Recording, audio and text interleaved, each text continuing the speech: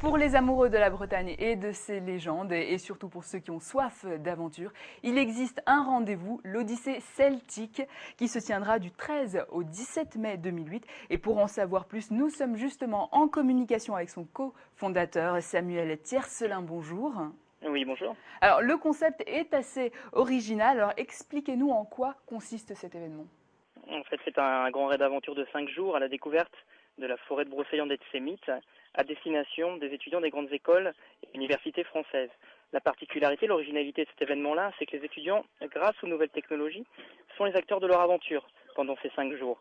On peut les suivre grâce à Internet mobile notamment et grâce à un système de géolocalisation par GPS. Donc on peut les suivre en live et en fait, eux courent et nous et vous et tout le grand public peut les suivre sur Internet en temps réel et les aider aussi à répondre aux énigmes. Et là, sur ce point de vue-là, c'est comme si c'était un grand concept de tête et les jambes en version modernisée.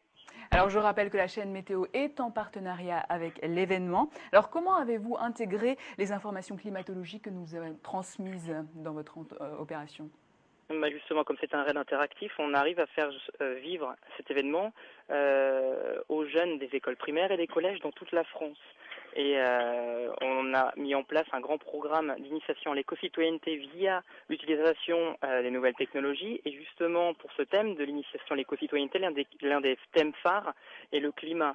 Et qui de mieux que la chaîne Météo pour nous fournir vraiment un contenu pertinent et pédagogique pour faire partir les enfants de 9-11 ans à la découverte du monde magique de la météo et savoir ce qu'est un thermomètre, ce qu'est une brise, ce qu'est une bise, etc. Alors pour ce type de rassemblement, les conditions météorologiques sont évidemment très importantes. Alors vous avez sûrement prévu des moyens supplémentaires si le temps venait à se dégrader ?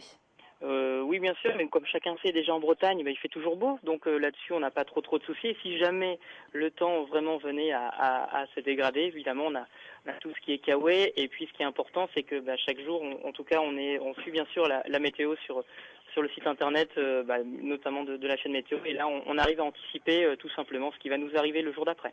Merci beaucoup, Monsieur Tiercelin. Je vous souhaite en tout cas que toutes les conditions soient réunies de manière optimale pour cet événement, l'Odyssée celtique, qui, je le rappelle, se tiendra du 13 au 17 mai. C'est la fin de cette édition. Merci de nous avoir suivis et à tout à l'heure pour un nouveau point météo. Merci beaucoup et à tout à l'heure.